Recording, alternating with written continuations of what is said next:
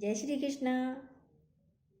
आज की स्टोरी है राम जी ने परशुराम जी का अहंकार कैसे तोड़ा और लक्ष्मण और परशुराम जी का संवाद। बहुत अच्छी बातें जो हैं बहुत अच्छी लगती ना देखते हुए।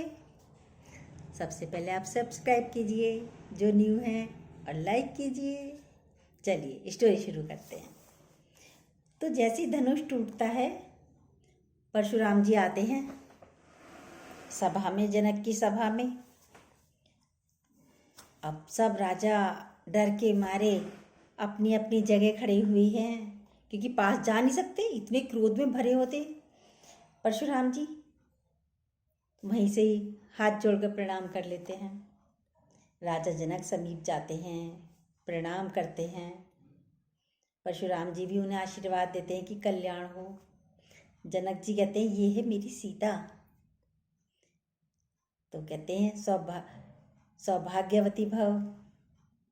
फिर विश्वामित्र आते हैं, वो भी प्रणाम करते हैं और विश्वामित्र राम लक्ष्मण से कहते हैं जाओ भगवान परशुराम की चरण वंदना करो वत्स। दोनों भाई जाते हैं, आगे आते हैं और प्रणाम करते हैं। तो परशुराम जी बोले अपना परिचय नहीं दोगे? तो राम जी बोले आप तो स्वयं भगवान हो, आपको परिचय की क्या आवश्यकता। परिचय तो उससे दिया जाता है जो जानता ही ना हो। हर वक्त की पहचान तो आपको होगी क्योंकि आप स्वयं भगवान हो। यही सोचकर हमने अपना परिचय नहीं दिया। तो जनक जी बताते हैं ये हैं अयोध्या नरेश महाराज दशरथ के सुपुत्र राम और लक्ष्मण। और बोले परशुराम से भगवान आप बड़े शुभ अवसर पर आए हो, आसन ग्रहण कीजिए। परशुराम जी बोले इन मीठे वचनों से तुम हमें बहला नहीं सकते क्योंकि वो तो क्रोध में भरे थे। बोले परशुराम जी बोले हम महेंद्र पर्वत से तपस्या करते हुए कर रहे थे और धनुष टूटने की आवाज वहां तक गई। उसका स्वर सुनकर हम यहाँ पर आए हैं। हम ये जानना चाहते हैं कि धनुष मेरे आराध्य भगवान का, शिव भगवान का धनुष किसने तोड़ा है, ये साहस किसने किया है। जनक से बोले बता, जल्दी बता जनक, किसकी मृत्यु हमें यहां लेकर आई है, जल्दी बता, वरना जहां तक तेरा राज्य है पृथ्वी पर मैं सब उलट पुलट कर दूंगा, उतनी जमीन को नष्ट कर दूंगा। श्री राम जी बोले शिव के धनुष को कोई तोड़ दे ऐसा साहस तो आपके दास ही कर सकता है भगवान। परशुराम जी से बोले उसके लिए बोले क्या आज्ञा है, वह आप मुझसे कहिए। राम जी बोले, परशुराम बोले सेवक वो होता है जो सेवा करता है, शत्रु वह होता है जो शत्रुता करता है, उसे तो दंड देना ही चाहिए। जिसने ये धनुष तोड़ा है वह मेरा शत्रु है। परशुराम बोले सावधान जनक, विश्वामित्र और यहाँ के एकत्रित सारे राजा सभा के, जहां पर भी वह अपराधी छिपा हुआ है उसको मेरे आगे कर दो। सब तो डर के मारे खड़े हुए थे। बोले अन्यथा हम उस शिवद्रोही को उसको मेरे आगे कर दोगे तो मैं उसे मृत्यु दंड दूंगा। विश्वामित्र बोले वरना किसी एक के प्राण भी नहीं बचने के यदि नहीं करोगे, छिपा लोगे। लक्ष्मण बोले, अब लक्ष्मण से तो रहा ही नहीं जा रहा है। लक्ष्मण आगे आए, बोले धनुष टूट गया तो उसमें इतना क्रोध करने की क्या बात है?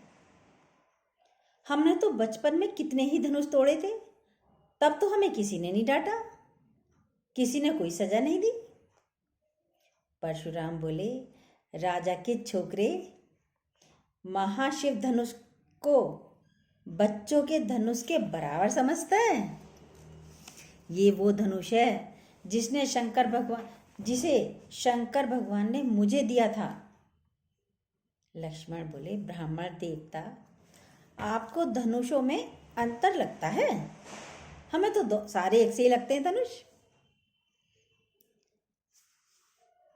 तो लक्ष्मण बोला, क्षत्रिय हैं, धनुष बाण से खेलना हमारी नित्य क्रिया है, रोज ही खेलते हैं, रोज ही तोड़ते हैं। परशुराम बोले, लगता है तुझे अपने जीवन से मोह नहीं है। लक्ष्मण जी बोले, मुझे मोह है या नहीं, परंतु आपको उस पुराने जीर्ण धनुष से बहुत मोह है, जिसके टूट जाने से आप ऐसे बच्चों की तरह बिलबिला रहे हो। लक्ष्मण बोले, रघुवर ने इसे जरा ही हाथ लगाया और ये टूट गया, इसमें उनका कोई दोष नहीं है। मुनिवर, आप क्रोध त्याग दीजिए, आपने बहुत धमका दिया। अब तो परशुराम को तो बहुत क्रोध आ रहा है। बोले परशुराम, लगता है तू अपनी माता को निपुती बनाना चाहता है। मैंने तो तुझे बालक समझकर अभी तक जीवित छोड़ रखा है। लक्ष्मण बोले, और मैं आपको एक ब्राह्मण समझकर आपके ऊपर हाथ नहीं उठाना चाहता। हमारे कुल में ब्राह्मण का वध नहीं करते, बल्कि उनकी रक्षा की जाती है। परशुराम बोले, कदाचित तूने एक वेद पाठी ब्राह्मण समझ रखा है मुझे, कि बस वेदों का ज्ञान है मुझे, मैं कुछ नहीं कर सकता। मैं एक बाल ब्रह्मचारी हूं, स्वभाव मेरा क्रोधीनाथ की तरह है, क्रोधी हूं। परशुराम, नाम मेरा परशुराम है, मेरे हाथ में परसा रहता है, जिसने कई बार इस पृथ्वी को क्षत्रियों से विहीन कर दिया। क्षत्रिय राजाओं का सकल नाश करके यह पृथ्वी बार बार मैंने ब्राह्मणों को दान कर दी है। इस परसे से सहस्त्र भुजाओं को काटा है, और आज तुम्हारे लहू से इस परसे की प्यास बुझाई जाएगी। लक्ष्मण बोला, आप बार बार मुझे डरा रहे हैं। ऐसा लगता है कि एक बालक फूंक मारकर पर्वत को उखाड़ने की चेष्टा कर रहा हो। ब्राह्मण देवता, जो वीर होते हैं वो अधिक बातें नहीं करते, वार करते हैं। ये कायर पुरुषों की निशानी है कि युद्ध करने की बजाय वो अपनी शान में बड़ी बड़ी बातें बघाड़ते हैं। परशुराम बोले, विश्वामित्र, यदि इस लड़के को रोक लो, वरना ये मेरे हाथों से मर जाएगा। मेरी आंखों से दूर कर दो इस लड़के को। लक्ष्मण जी बोले, प्रभु आप आंखें बंद कर लीजिए, मैं दिखाई नहीं दूंगा। परशुराम का क्रोध बढ़ाते ही जा रहे हैं लक्ष्मण जी। परशुराम बोले, इसे हमारे क्रोध और पराक्रम की शक्ति बताओ। लक्ष्मण बोले, आप अपनी गुण गाथा स्वयं ही इतनी अच्छी सुना लेते हैं, किसी को बताने की आवश्यकता ही नहीं है। अभी तक अपनी महिमा, अपनी महान गाथा गाते गाते दिल नहीं भरा ऋषिवर आपका, तो और सुना लीजिए कि आपने क्रोध में आकर लाखों क्षत्रियों को संहार कर दिया, पिता का ऋण कैसे चुकाया, माता का गले को कैसे फरसे से काट दिया। सुनाइए सुनाइए ऋषिवर अपने महान कार्यों की गाथा। परशुराम बोले, अब मुझे कोई दोष मत देना, ये बालक अब निश्चय ही मेरे हाथों से मरेगा। मेरे फरसे के सामने अभी तक कैसे जीवित है ये मुझे समझ नहीं आ रहा। लक्ष्मण बोले, आप मेरे देवतुल्य भाई को मृत्युदंड देना चाह रहे हैं और मेरे से बच गए। मेरा बाण नहीं चला, मेरा तीर नहीं चला, मैं भी सोच रहा हूं ये कैसे बच गए आप। अब राम जी बोले, लक्ष्मण नहीं, बैठ जाओ चुपचाप। विश्वामित्र बोले, भगवान बच्चों के क्रोध पर बड़े क्रोधित नहीं होते, शांत हो जाइए। भगवान तुम चुप रहो विश्वामित्र। परशुराम जी बोले। जनक जी आते हैं आगे, वो बोले, यदि बालक कोई चंचलता करे, चपलता दिखाता है तो माता पिता क्रोधित नहीं होते, खुश होते हैं, आनंद लेते हैं।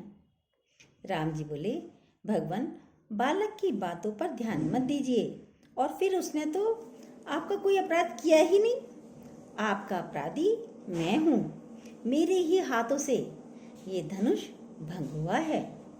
यदि दंड देना है तो मुझे दीजिए, मुझे अपना दास समझकर चाहे मुझ पर कृपा कीजिए, चाहे क्रोध कीजिए, या फिर मेरे प्राण ले लीजिए। जिस प्रकार भी आपका क्रोध शांत हो वो उपाय कीजिए भगवान। परशुराम बोले, तुम भी कुछ कम धूर्त नहीं हो राम।